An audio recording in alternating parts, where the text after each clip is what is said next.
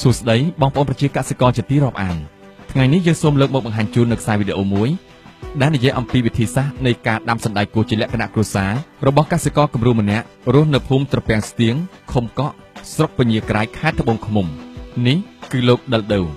ដែលមានបច្ចេកទេសនិងបទពិសោធន៍ក្នុងការដាំសណ្តែកគួរទទួលបានជោគជ័យហើយបានធ្វើឲ្យជីវភាពគ្រួសាររបស់គាត់មានការរីកចម្រើនធូរធារជាងមុនមួយកម្រិតការចាប់ដាំសណ្តែករបស់ខ្ញុំលើកដំបូងហ្នឹងតាំងពីថ្ងៃទី15ខែ9ទទួលបានការឧបត្ថម្ភជួយជាសម្ភារៈឬក៏ឧបករណ៍ផ្សេងបានពីគម្រោងកាត់បន្ថយភាពក្រីក្រជុំវិញបឹងទន្លេសាបខ្ញុំដាំសណ្តែកនេះបាន13រងហើយការប្រមូលផលរបស់ខ្ញុំហ្នឹងគឺបាន300គីឡូហើយចំនួនលុយដែលខ្ញុំទទួលបានពីការលក់សណ្តែកនេះវាបានជាង50ម៉ឺនដែរដំបូងឡើយខ្ញុំគិតថាពិបាកប៉ុន្តែក្រោយពីសហការជាមួយរបស់គាត់មកគឺដូចជាងាយស្រួលហើយនឹងចំណាយតិចខ្ញុំសូមអំពាវនាវដល់បងប្អូនកសិករទាំងអស់សូមមេត្តាងាកមកដាំដំណាំសណ្តែកគួរព្រោះអីវាជាដំណាំមួយដែលទីផ្សារកំពុងតែត្រូវការហើយធ្វើឲ្យជីវភាពរបស់យើងនឹងកាន់តែធូរបន្តិចម្ដង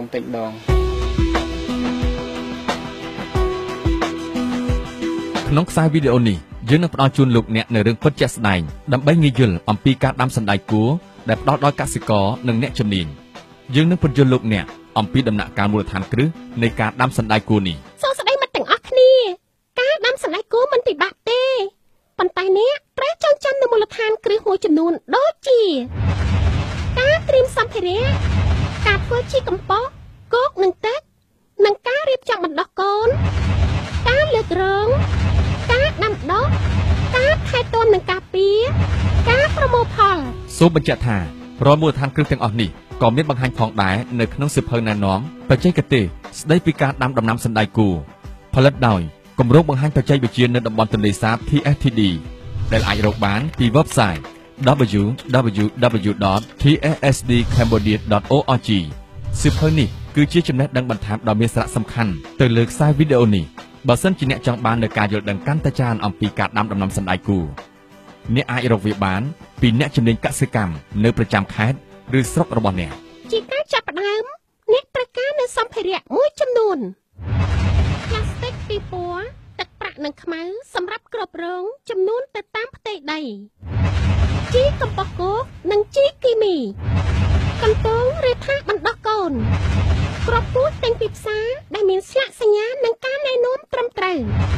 សម្ភារៈសម្រាប់ធ្វើរងនិងទ្រើងសម្ភារៈទាំងនេះមិនថ្លៃប៉ុន្មានទេគឺក្នុងមួយរងមានផ្ទៃដី15ម៉ែត្រការ៉េចំណាយអស់ប្រមាណជា$10ប៉ុណ្ណោះ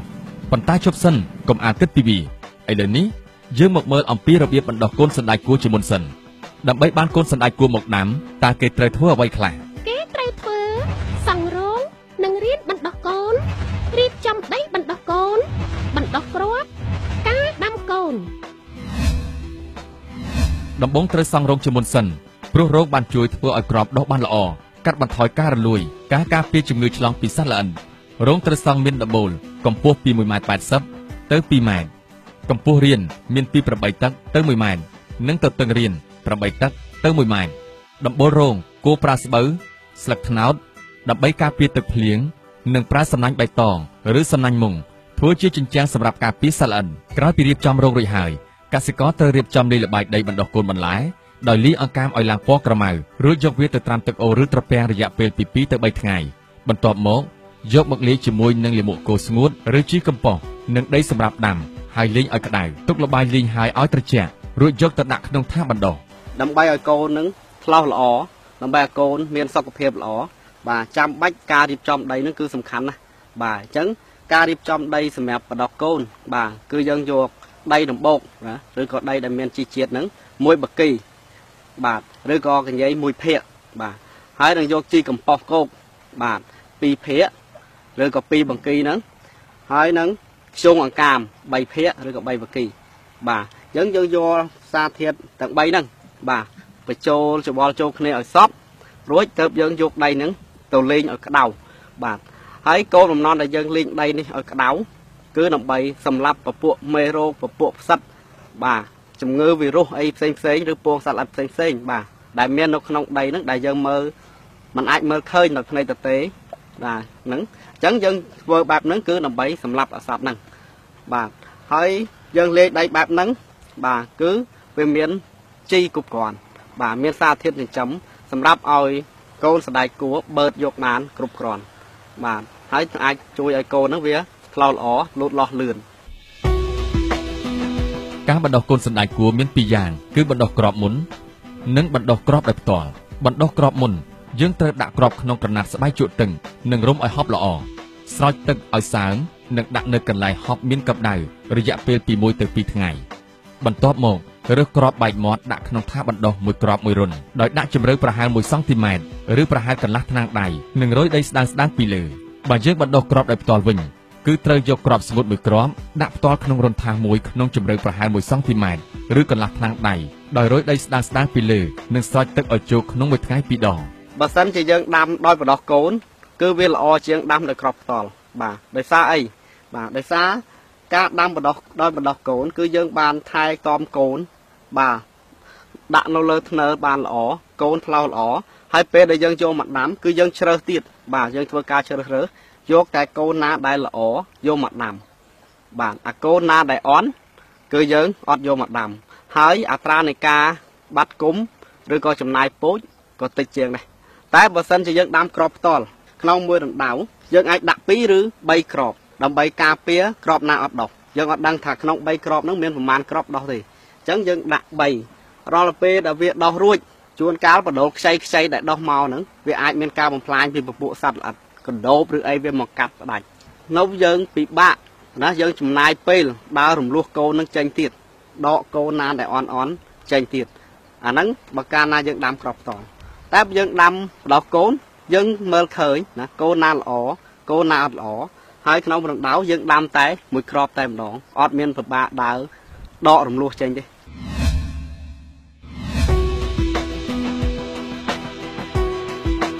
ដំណើរការបណ្ដុះកូនសណ្ដែកគួរបានចប់សពគ្រប់ហើយឥឡូវនេះយើងចាប់ផ្ដើមលើករងសម្រាប់ដាំវិញម្ដងមុនដំបូងត្រូវសម្អាតដីចម្ការនិងរើសស្មៅចេញឲ្យអស់ភ្ជួរដីឲ្យបានជម្រៅប្រហែលពី1តឹកទៅ2តឹកហើយហាលថ្ងៃរយៈពេលពី10ទៅ15ថ្ងៃរងត្រូវលើកដោយមានទទឹងប្រវែង1ម៉ែត្របណ្ដោយមិនឲ្យលើសពី15ម៉ែត្រព្រោះងាយស្រួលថែទាំរីឯកម្ពស់ប្រវែងពី2តឹកទៅ3តឹកនៅរដូវប្រាំងនិងពី3តឹកទៅ5តឹកនៅរដូវវស្សាដើម្បីការពារកុំឲ្យទឹកលិញត្រូវដាក់លាមកសត្វស្ងួនឬជីកំប៉ុស្តចំនួនពី1ទៅ2គីឡូក្រាមក្នុងផ្ទៃដី1ការ៉េរួចច្របល់ឲ្យសព្វនិងកប់ទ្រាប់នៅបាតរងក្រោយពីរងត្រូវបានលើកចេញជារូបរាងហើយការងារបន្ទាប់មកទៀតគឺការគ្របរងដើម្បីទប់ស្កាត់ការហូរច្រោះក៏ដូចជាការពារសំណើមដីនិងកាត់បន្ថយការដុះស្មៅគួរប្រើផ្លាស្ទិកសម្រាប់គ្របរងព្រោះវាជួយការពារមិនឲ្យស្មៅដុះមិនពិបាកសម្អាតនិងមិនដណ្ដើមជីពីដំណាំផ្លាស្ទិកត្រូវមានពណ៌សងខាងផ្សេងគ្នាគឺពណ៌ខ្មៅនិងពណ៌ទឹកប្រាក់យើងត្រូវដាក់ពណ៌ទឹកប្រាក់នៅខាងលើវាផ្លាតពន្លឺនាំឲ្យមិនសូវក្តៅរងនិងមិនសូវហួតទឹកចំណែកពណ៌ខ្មៅត្រូវដាក់នៅខាងក្រោមព្រោះមិនសូវមានពន្លឺធ្វើឲ្យស្មៅមិនដុះនិងរក្សាសំណើមដីរងបានយូរយើងត្រូវប្រើបន្ទះឫស្សីស្ដើងមុខស្រួចសម្រាប់ខ្ទាស់ជើងរងដោយដុតបន្ទះឫស្សីនៅសងខាងជើងរងចន្លោះពី1តឹកកន្លះទៅ2តឹករួចយកដីសង្កត់ជើងរងទាំងសងខាងត្រូវទាញផ្លាស្ទិកហ្នឹងឲ្យបានតឹងល្អបាទដើម្បីកុំឲ្យពេលដែលយើងចោះរួនទៅបាទមានខ្យល់អីវាចូលមកវាអាចប៉ើងវាអីហើយកាលណាយើងទាញបានតឹងវាខាតផ្លាស្ទិកយើងរបៀបនៃការចោះរួនបាទគឺយើងប្រើសបកកំប៉ុងយើងយកវាមកហើយបង្កាត់ភ្លើងខ្យងដាក់ក្នុងកំប៉ុងហ្នឹងទៅហើយយើងចោះបាទចោះលើថង់ផ្លាស្ទិកហ្នឹងតាមចន្លោះគុំដែលយើងចង់បានគឺកន្លះម៉ែត្រ1ឬក៏6តឹក1រយៈពេល1ខែក្រោយពីបណ្ដុះកូនសណ្ដែកគួរអាចយកទៅដាំបានប៉ុន្តែត្រូវដាក់វាឲ្យត្រូវពន្លឺថ្ងៃនិងបន្ថយការស្រោចទឹករយៈពេល5ថ្ងៃមុននឹងដាំធ្វើដូច្នេះដើម្បីពង្រឹងដើមកូនសណ្ដែកគួរគឺឲ្យកូនសណ្ដែកគួរស៊ាំនឹងកម្ដៅនៅក្នុងចម្ការដែលត្រូវឲ្យចំថ្ងៃទាំងស្រុងក្នុងពេលដាំត្រូវស្រោចទឹកនៅចន្លោះរងពេលព្រឹកឲ្យជោគហើយដាំនៅពេលរសៀលជាមួយគ្នានេះដែរត្រូវដាក់ថ្នាំកសិកម្មចំនួន1កូនស្លាបព្រាជ័រក្នុងមួយរណ្ដៅមុនឬក្រោយពេលដាំដើម្បីការពារសត្វល្អិតបំផ្លាញហេមើលណោះសណ្ដែកគួរមួយដើមនេះដូចជាតូចជាងគេនិងមានស្លឹកមិនសូវល្អសោះតែវាមានជំងឺទេដឹងពិតមែនហើយដូច្នេះយើងត្រូវធ្វើការថែទាំដាក់ជីបំប៉ននិងកម្ចាត់ជំងឺនឹងសត្វល្អិតដល់កូនសណ្ដែកគួរយើងជាដំបូងត្រូវបុករណ្ដៅសងខាងគុំរួចដាក់ជីចូលទៅកូនសណ្ដែកគួរមានអាយុ14ថ្ងៃបន្ទាប់ពីដាក់ដាំត្រូវដាក់ជីនៅចម្ងាយ1តឹកពីគល់ ចំពោះកូនសណ្តែកគួរដែលមានអាយុ3អាទិត្យត្រូវដាក់ជីនៅចម្ងាយពី1 ទឹក 8 ហ៊ុនទៅ2 ទឹកកន្លះរីឯកូនសណ្តែកគួរមានអាយុលើសពី45ថ្ងៃត្រូវដាក់នៅចន្លោះកណ្ដាលពីគុំ1ទៅគុំ1ជីត្រូវដាក់ឲ្យទៀងទាត់នៅចន្លោះពី7ថ្ងៃទៅ15ថ្ងៃគឺអាស្រ័យតាមប្រភេទដីមិនត្រូវដាក់ជីនៅពេលក្តៅខ្លាំងនិងត្រូវស្រោចទឹកភ្លាមៗបន្ទាប់ពីដាក់ហើយធ្វើដូចនេះដើម្បីកុំឲ្យជីភាយហើយឈួលខ្លោចស្លឹកនឹងដើមតារាងបង្ហាញពីរបៀបដាក់ជីនិងការប្រើជីបំពន់សៀវភៅណែនាំបច្ចេកទេសស្ដីពីបន្លែរបស់គម្រោង TFTD បន្ទាប់ពីដាំកូនសណ្តែកបាន2 អាទិត្យហើយកសិករត្រូវធ្វើទ្រឹងទប់ដើមឬមែកកុំឲ្យធ្លាក់មកដីនិងកាត់ផ្នែកខាងក្រោមចោលដើម្បីឲ្យមានខ្យល់និងពន្លឺចេញចូលគ្រប់គ្រាន់ជាហេតុធ្វើឲ្យសត្វល្អិតនៅលើរងពិបាកជ្រកពួននិងធ្វើឲ្យមែកលូតលាស់រឹងមាំគ្រប់ទិសហើយផ្ដល់ផ្លែច្រើននិងធំល្អទៀតផងបាទហើយបើករណីឃើញមានដើមណាមានបញ្ហាយើងកាត់វាបំផ្លាញចោលឬមែកណាតួងណាដែលមានការចៃបាទយើងកាត់វាចោលអត់ឲ្យទុកឆ្លងពេញហ្នឹងហើយប្រើថ្នាំគីមីទេបាទអញ្ចឹងវិធានការការពារបាទអញ្ចឹងវាមានអញ្ចឹងប្រើវិធានការមេកានិកជាដំបូងគឺការតាមរយៈការកាត់ការបេះចោលនៅដើមឬក៏ដើមដែលមានជំងឺឬក៏សត្វល្អិតហ្នឹងសម្រាប់ចៃអីយើងអាចប្រើទឹកបាទទឹកលាយជាមួយប្រេងឆាហើយនឹងសាប៊ូបាទក្នុងកម្រិតប្រេងឆាអាច4គម្របឬក៏4ស្លាបព្រាបាយសាប៊ូយើងប្រើសាប៊ូលាងចាន4ស្លាបព្រាបាយបាទលាយជាមួយទឹក10លីត្រហើយយើងកូរវាឲ្យសព្វយើងចូលទៅបាញ់ទៅលើកន្លែងលើណែដំណាំសណ្តែកគួររបស់យើងដែលមានចៃបាទហើយមួយទៀតយើងក៏អាចផ្សំចេញពីរុក្ខជាតិមួយចំនួនដែរបាទដូចជាសបកស្លែងសបកស្ដៅណាបដូលពេជ្របាទយកមកត្រាំបាទមើមខ្ទឹមម្ទេសផ្សេងហ្នឹងដែលមានជាតិពុលឬក៏ដែលមានក្លិនឆួលបាទយើងអាចយកវាមកត្រាំផ្អាប់ទុកក្នុងកម្រិតណាមួយដែលយើងអាចយកទៅប្រើបានបាទព្រោះសារធាតុទាំងនោះខ្ញុំគិតថាវាអត់ប៉ះពាល់ទេពីព្រោះសារធាតុដែលយើងយកមកផ្សំសុទ្ធតែជារបស់ដែលយើងអាចហូបបានគ្រាន់តែវាមានជាតិរវីងបាទម្ទេសណារំដេងហើយនឹងបដូលពេជ្របាទវល់បដូលពេជ្រអញ្ចឹងបន្ទាប់ពីគាត់ណែលាយថ្នាំពុលអីហើយបាទនៅសល់សម្បកដបឬក៏សម្បកកញ្ចប់ហ្នឹងគាត់គួរយកឲ្យមកវិចខ្ចប់ណាយកទៅកប់ដីចោលឬដុតចោលបំផ្លាញចោលតែម្ដងគឺយើងអត់ឲ្យគាត់បោះចោលនៅពីវាលពីកាលឬក៏បោះចោលនៅកណ្ដាលចកានោះទេបាទគឺឲ្យគាត់ច្រកថងហើយយកទៅកប់ដីចោល